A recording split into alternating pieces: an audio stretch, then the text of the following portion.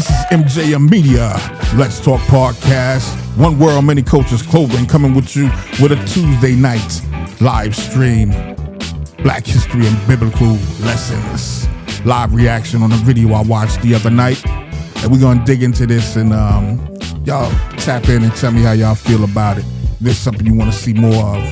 And well, whether you want to see it or not, I'm still going to push it out here. So please understand that. And so, yeah, here we go. All right. Let's go.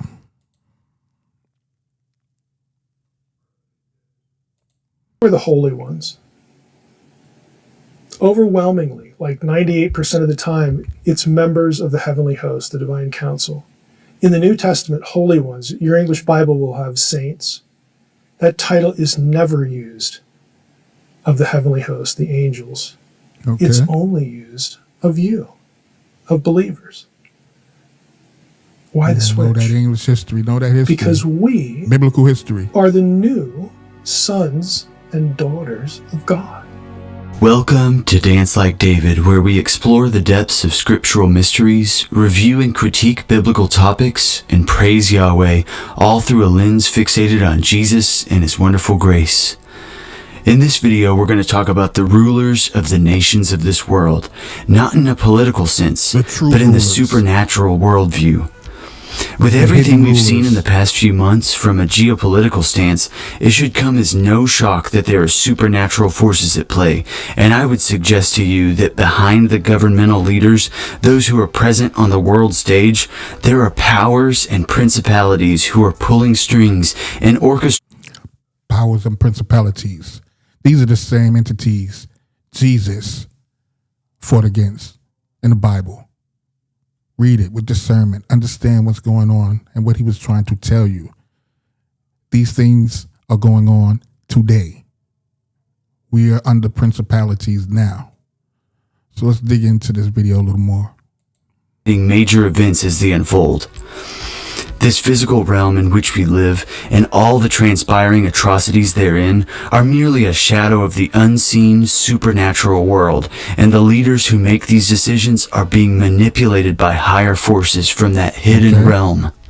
In Ephesians 6:12, Paul writes, "We wrestle not against flesh and blood, but against principalities, against powers, against the rulers of the darkness of this world, against spiritual wickedness in high places." There's a lot to unpack there, even just from a surface level view of the passage in English. First, Paul's telling us that our enemy isn't flesh and blood or human. This is clearly a reference to supernatural forces. He's telling us that the people who claim to have power in this world and who make evil decisions that affect us all aren't the ones really calling the shots. They're just a face to blame, the fall guys, the scapegoats, the people intentionally set up. Why there's homelessness, sickness, disease, famine, war, because of the evil principalities or supernatural beings that are controlling the humans that are in control. And it's been this way since biblical times. Let's move on. To take the blame for the wrongdoings of the nations. Now, whether or not the world leaders are in contact directly with supernatural forces is an entirely different conversation, but we know that these aren't men we're dealing with.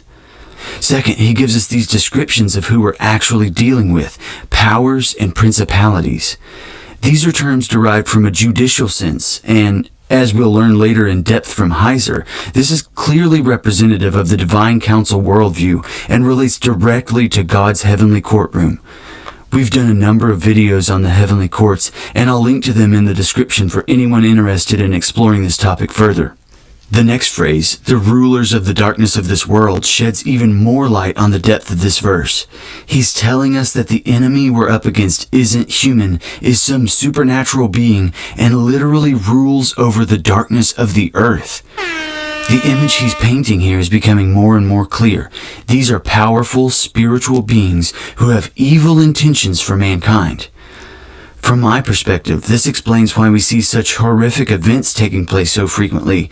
There are greater forces at work in the supernatural realm that dictate these inhumane geopolitical moves, and the world leaders who we're told to blame are either controlled by or completely in cahoots with them.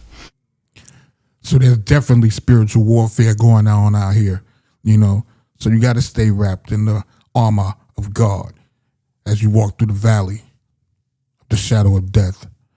And got to realize these things and stop listening to these fake neo-Nazi Christian nationalists that's trying to separate you. They're the ones that's under full control of these principalities and supernatural entities. Let's move on. But there's good news that goes along with this. Jesus is the King of everything, and these heinous deeds will not go unpunished. In fact, we, the people who have been subject to all this evil in the world, will judge the powers and principalities doing these things. Now, for a scholarly scriptural explanation of this, I want you to hear this clip of Dr. Michael Heiser diving into the relation between the Tower of Babel, Deuteronomy 32, and 1 Corinthians 6. Let's listen. Why don't you invest in tax liens? And I would advise to fact check This is exactly what the wealthiest 1% are doing. And Have you ever wondered, well, I'm reading through Genesis and everybody knows Check who the the true facts. God is, and then you get to this Babel thing and it's like nobody knows Don't who take he is. And anybody's look, word. Abraham's parents read for yourself. are Get a idolaters. concordance. We find Get a that out in the book dictionary. of Joshua. Learn the old Where did English. idolatry Learn come the from? Hebrew. How are they worshiping other gods Learn if the everybody knew definitions the and how they one be true used. God? Where'd this come from, Babel? It comes from this incident. God assigns, remember Deuteronomy 4, we read that? Elohim that he had allotted to the other nations. Remember that language? We looked it up. God assigns each nation other members of the heavenly host. Now, the plan is, I'm skipping a lot here because normally I do this in 30 hours. The plan is that they're supposed to be placeholders. They are supposed to keep the people on the right track. Right. Keep the control. knowledge of the true God alive. Treat your people well. But I am not going to have a relationship with you. You are under judgment. You are under punishment. I'm still interested in you because what happens next in the biblical story? God divorces humanity. I'm done. I've had it up to here. I'm going to split you up. I'm going to assign you to other gods. And basically, I'm assigning those gods to you. And we're going to see how that works. You don't want me to be your God? Well, let's try something else. In the meantime, I'm going to go to Ur, and I'm going to pick this guy, Abram, and I'm going to start over. I'm going to start a new Eden humanity with him. I'm going to raise up a new humanity group to have a relationship with. I'm no longer having a relationship with the nations. Okay? Now, God doesn't. Could that be in reference to a new world in that time, plus the new world in this time? All these things come full circles and revelations from beginning to the end. If you read the book, you'll know that so it was in the beginning, so shall it be in the end. Okay? So let's get back to it. He doesn't mean that I never want to see you again. Why? How do we know that? Because when God goes to Abram and makes a covenant with him, what does he say? It's going to be through you and your seed that all of these other nations will ultimately be blessed. Okay. God doesn't lose interest completely, but they're under punishment. So God goes, look, Deuteronomy 32:9. Israel is Yahweh's portion. Okay. Mm-hmm. I'm done with everybody else. I'm going to start my own group again. And he goes to Abram and Sarah's perfect because she can't have kids. Because everybody on the planet is going to know that Israel exists because of a supernatural act of God. Mm-hmm. I'm going to make them a kingdom of priests. This is Exodus language. They're going to represent me to the rest of the nations. And at some point, the nations will be brought back into the family. For sure. So in verse 8 of Psalm The 82:8, original chosen one. this is what gives us the hook back into Deuteronomy 32, because the psalm ends with the psalmist, crying out, "O God, take back the nations." So at some point in the future, the gods of the nations they're going to die like men. They're going to be punished. They're going to be done away with.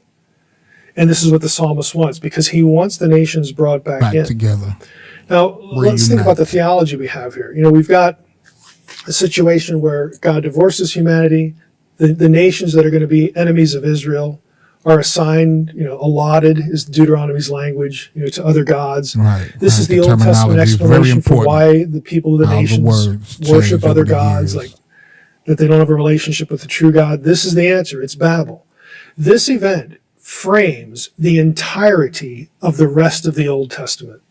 Because from this point on, it's Israel against the nations and Yahweh against the gods.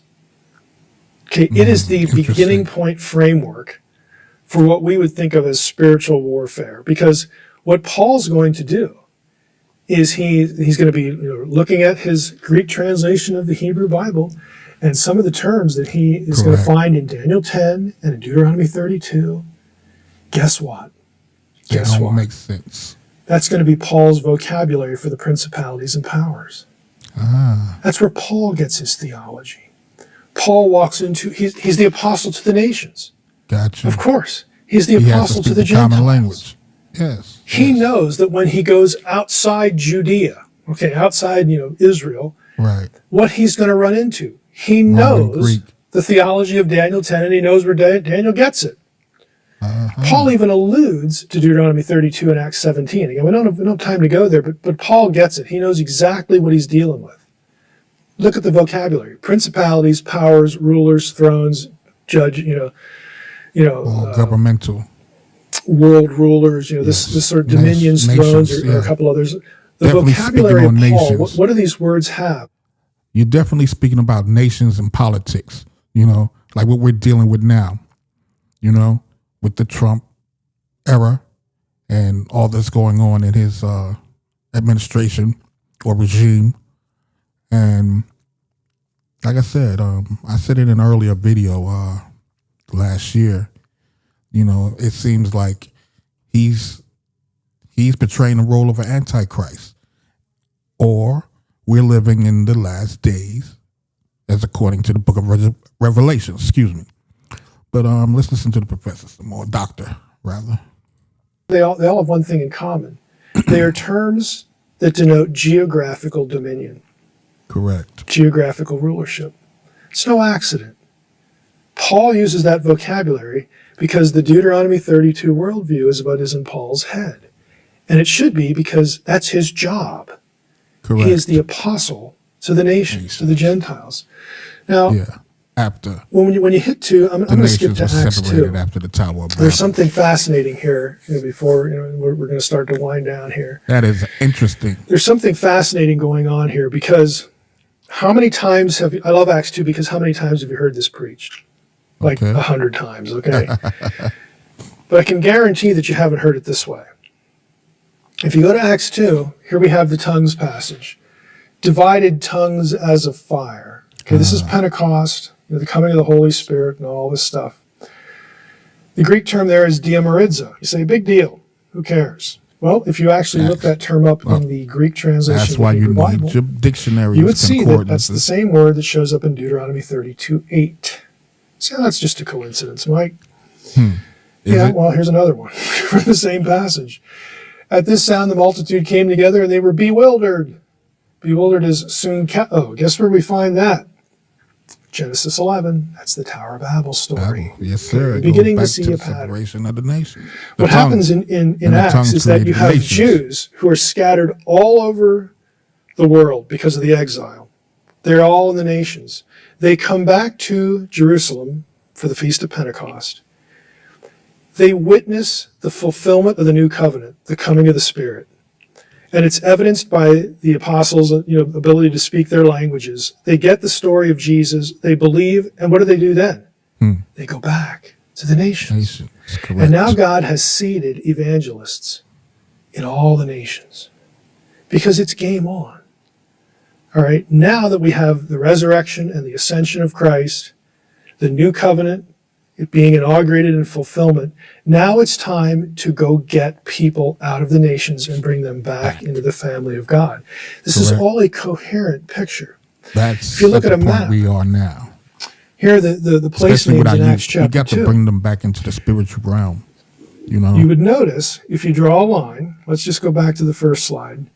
You'll notice right here, here's Greece and Italy, okay? Just to get you oriented, the Black Sea, and of course here's... And like I said, if you're enjoying this content, please leave a like, comment, share, subscribe, so I can push this out to you, all right? I'm not monetized on my YouTube channel yet, so, every little bit helps get me to that goal. And, yeah, thank you for your support. Anyway, let's get back to the doctor. Where Israel is. If you compare that geographical distribution, not the names, but the distribution, to the nations of Genesis 10, the nations that were disinherited, they cover the same geographical regions. And in Unseen Realm, what I do is I say, well, let's look at the list back in Acts 2. It begins in the east, and it moves west. When it hits the Mediterranean, it splits north and south. What this is doing, what the list in Acts chapter 2 is doing of the people groups there, is it's saying, look, from the east, wherever, my brother from the it's to east. the Jew first and also to the Gentile. We're going to start with the Jewish presence in the east. Why are they in the east? Esther, book of Esther, exile, okay, Babylon, Persia, and they start moving west. Every place that is associated with biblical Israel will ultimately hear the gospel first.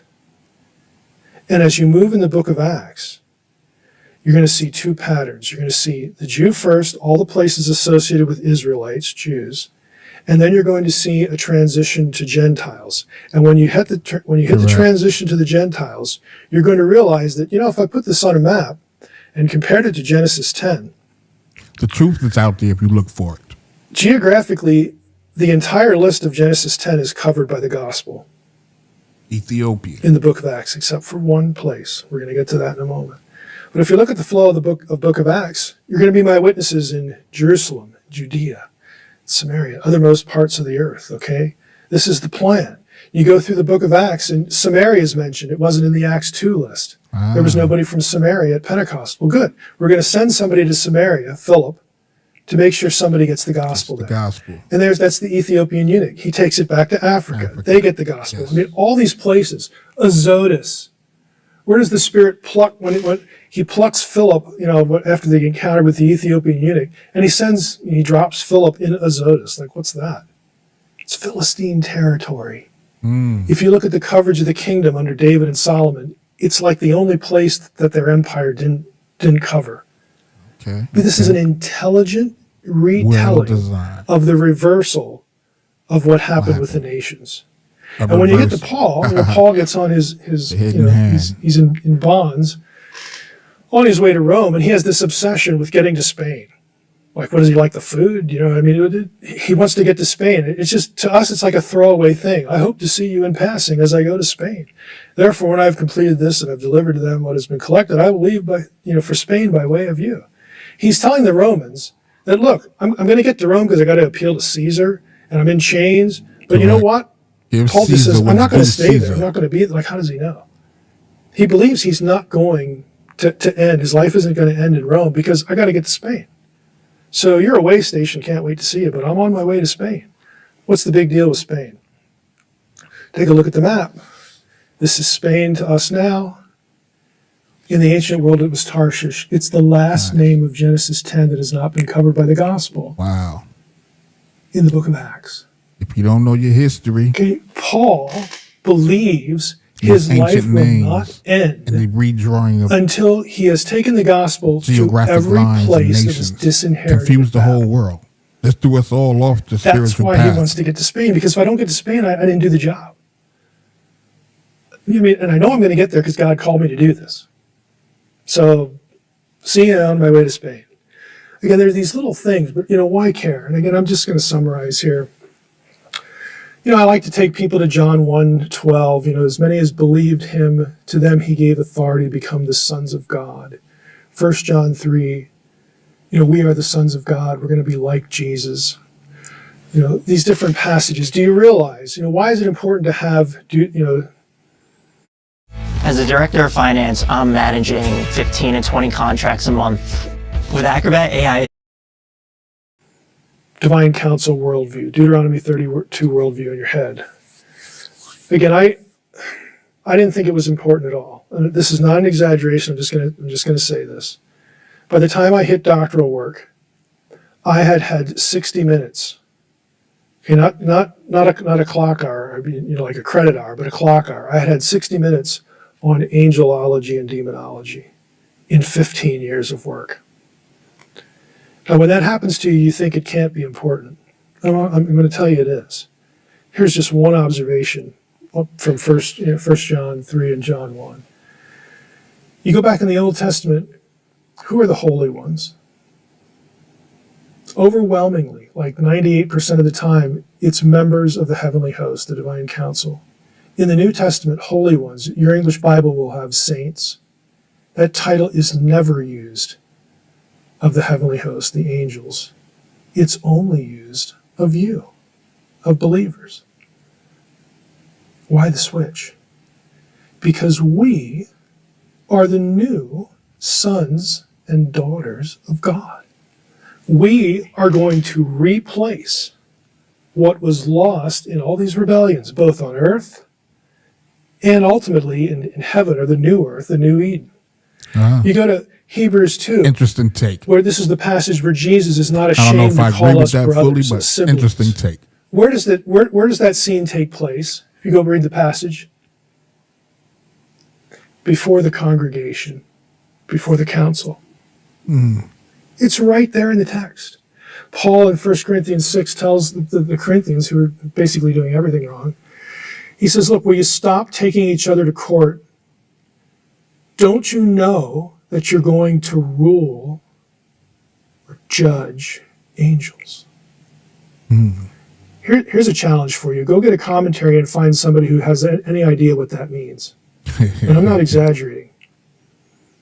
Commentaries, I own lots of commentaries because I worked at Logos. Not a single one of them understands the verse. They bail. They give up.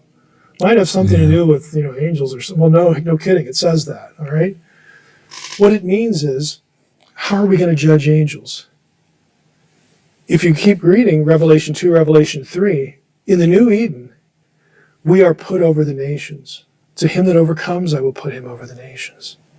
So the one that overcomes, I will let him sit on my throne and rule the nations. Who rules the nations now? The fallen gods, the principalities, the powers, the rebellious sons of Correct. God. Who gets to replace them? Ha. Who judges them? Who will ultimately rule over them and displace and replace them? That would be us. Mm-hmm. And this is not a throwaway line in Paul. Don't you know that you're going to rule angels? We outrank them. We didn't even get into the structure of the that's a divine true council. fact most people It's don't three understand. tiers. The bottom tier That's is what angels. The started the middle war. tier is the family of God, the children. It was the jealousy of the love that God had for man over the angels, even though he created them first. And that's what brought Satan, Lucifer, whatever you call him, the dark one, to rebel. And the jealousy over the humans, makes sense when you look at it and you dig deep into what the word is actually telling you. So let's get into this. We almost done, people. Like I said, like, comment, share, subscribe.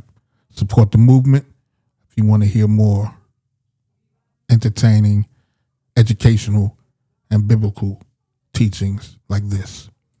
God, because the divine council is based on the language of the royal family, royal, kings, Yes. kingship. You got the king at the top, who gets the most, the best jobs are the ones with the most responsibility. Those are family members, and then everybody else is bureaucracy. Correct. It's the same thing in Scripture. We outrank. Okay, we replace and we outrank at the end of days. Now, there's so much more that we could say to this, but I'm going to close with this. The real interesting thing is when you go into the New Testament and you look at passages that talk about the resurrection and the ascension of Jesus, which is sort of an afterthought, but it's really important. The ascension. 5 or 6 times, Paul equates the resurrection or the ascension with the defeat, the demise, the nullification, the putting off, the dismissal of the principalities, the powers, and the rulers of darkness. What does that mean? How does he do that? Basically, what he's saying is that, look, when Christ rose from the dead and he ascended, what is ascension? He ascends to the right hand of God. He is Lord. He is Lord of heaven and earth. Their authority, which was once given to them at Babel, and they become corrupt and in need of judgment, their authority is withdrawn. They have no authority over anyone at all. The only people who give them authority are the people who don't know that. Correct. They are enslaved. So, Christian, you're supposed to go out into the nations and bring people back home. To the fold. And you have the authority to do that. That's the and you need to calling, tell man. people, look, you don't need to fear the powers of darkness. They have Not been at all. delegitimized and their destiny is sealed. St. Jude Partner in Hope is a monthly donation and it's part of my regular monthly budget. This is what Paul does. Because Paul knows when he goes into a city, they're scared. Yes. Because Paul's saying, turn your back on your gods and come over here. And it's like, well, if we do that, the gods are going to be really ticked. And Paul would say, don't worry about it. They're defeated already. Their authority has been delegitimized. In fact, the very God, the Most High, who gave them their authority in the first place, is now taking it back. He not only says it's okay to come back home, he insists on it. Because the same God became a man in Jesus, died for you, Amen. so Amen. that you could have forgiveness of sins, rose again, and went back to Come the seat home, of my authority. people. Come home. You have nothing to fear. When you hear those Paul trumpets, links this concept as with my the man Perry fullness of Boy the would say. Gentiles, which is a Pauline phrase associated with the second coming. That when the Gentiles, the fullness of the Gentiles, when God gets all those from the nations that he wants back in the family, then Israel will be reawakened. And the then true the end will come. Israel. That's New Testament theology in a nutshell. This is absolutely incredible. The powers that be are only powerful because mankind gives them the power. Correct. Remember who we serve, Jesus Christ, the just and righteous judge, the King of all creation. And we're part of his royal family. We're part of his kingdom. Yeah, always remember that, people. And yeah, definitely interesting take there. You know, but like I said, never take the word of any man. Always do your own research, do your own studying, get your own dictionaries, get your own Bibles, new and old. Read them, you know. The older ones are better, you know, but if you got to get a modern dictionary, it's fine. But whatever you need to do to get this knowledge and to bring our people back into the bosom of the Lord, Savior, the Most High God, Yah, okay? We need to do that. So, yeah, again, like, comment, share, subscribe, and we can keep this thing going, all right? And I'm going to leave a link to the last video I did somewhere on the screen here. And once I get this over, I should have recorded it early and edited it. But I want to do these live streams. I need watch hours. And it doesn't look like anybody was watching, but, you know, maybe you'll catch the replay. So with that, I'm going to leave y'all with it, all right? Again, thank y'all. This is MJM Media. Let's Talk Podcast. One World, Many Coaches Clothing. Bringing you a Tuesday night live stream with that biblical lesson and some deep learning. You know what I'm saying? I bid you all a good night. And I might be back later, you know? So, yeah, I might be back later. It's still young. But anyway, always remember a hustler's dream is a hater's nightmare. Peace and blessings to all. Good night.